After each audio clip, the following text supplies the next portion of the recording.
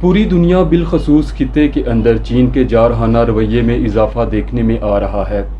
بھارت کے بعد چین نے تائیوان کی سرحدی حدود کی خلاف ورزی بھی شروع کر دی ہے۔ تائیوان کی وزارت دفاع کے مطابق چین کی فضائیہ نے منگل کے روز بڑے پیمانے پر تائیوان کی سرحدی حدود کی خلاف ورزی کی ہے۔ یہ تاریخ کا ایک انوکھا ترین واقعہ تھا۔ تائیوان کی وزارت دفاع نے الزام عائد کیا ہے کہ چین کے 28 جنگی طیاروں نے تائیوان کے جزائر کے اوپر مسلسل پروازیں کی اور ان کا جائزہ لیتے رہے۔ اس سرحدی حدود کی خلاف ورزی کے دوران تائیوان کی پوری ریاست اور اس کے ادارے سکتے کے عالم میں رہے، کیونکہ تائیوان کی حدود کی خلاف ورزی کرنے والوں میں چین کی فضائیہ کے ایسے جہاز بھی شامل تھے جو جوہری اسلحے سے لیس تھے، اور اس میں بمبار طیارے بھی شامل تھے۔ چائنا کی طرف سے یہ بڑی فوجی کارروائی اس وقت سامنے آئی ہے جب ایک دن پہلے نیٹو کے سربراہ نے بیلجیم میں ہونے والے اپنے اجلاس کے دوران کہا تھا کہ چائنا ایک بہت بڑا خطرہ بنتا جا رہا ہے اور چائنا کی دفاعی قوت مسلسل بڑھ رہی ہے، جس پر نیٹو اور امریکہ کو تشویش ہے۔ یاد رہے کہ چین تائیوان کو اپنا حصہ سمجھتا ہے کہ جبکہ تائیوان علیحدہ ریاست اور خود مختار ریاست ہونے کا دعوے دار ہے۔ اس پورے واقعے کی ایک بڑی دلچسپ تاریخ ہے کہ چین کے اندر 1949 میں ہونے والی خون ریز خانہ جنگی کے بعد سے لے کر آج تک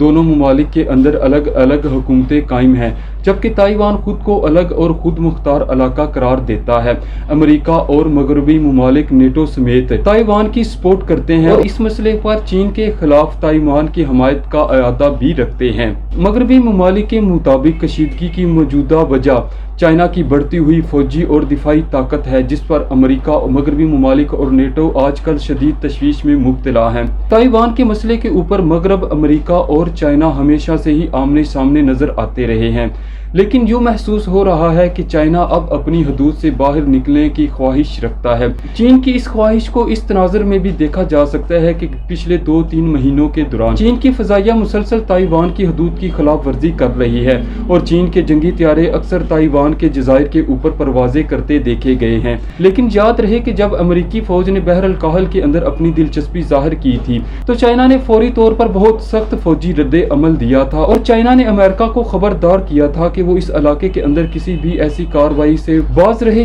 جس کا رد عمل بہت ہی تشویشناک نکلے گا۔ چینی فضائیہ کی طرف سے تائیوان کی سرحدی حدود پر پروازیں کرنے میں جن طیاروں نے حصہ لیا ان میں 14 J-16، 6 J-11 اور 4 ایسے بمبار طیارے شامل تھے جو ایٹمی اسلحہ لے جانے کی صلاحیت رکھتے تھے۔ اگر ہم ایٹمی اسلحہ لے جانے والے جنگی جہازوں کی طرف سے سرحدی حدود کی خلاف ورزی کو دیکھیں تو یہ بات پوری دنیا کے لیے انتہائی تشویشناک ہو سکتی ہے، اور جو ان عوامل کی طرف اشارہ کرتی ہے کہ مستقبل قریب یا مستقبل دور میں بڑی طاقتوں کے درمیان ایٹمی تصادم کے چانسز بھی نظر آتے ہیں۔ بیلجیم میں ہونے والے نیٹو کے سربراہ اجلاس میں نیٹو کے چیف نے چائنا کی بڑھتی ہوئی فوجی عسکری طاقت کے بارے میں انتہائی تشویش کا اظہار کیا ہے۔ نیٹو چیف کا کہنا تھا کہ چائنا کی روس کے ساتھ بڑھتی ہوئی فوجی قربت اور بڑھتی ہوئی فوجی طاقت پوری دنیا بالخصوص مغرب اور امریکہ کے لیے انتہائی خطرناک صورتحال اختیار کر چکی ہے۔ انہوں نے کہا کہ چائنا اپنی تمام فوجی اور عسکری طاقت کو خفیہ رکھے ہوئے ہے،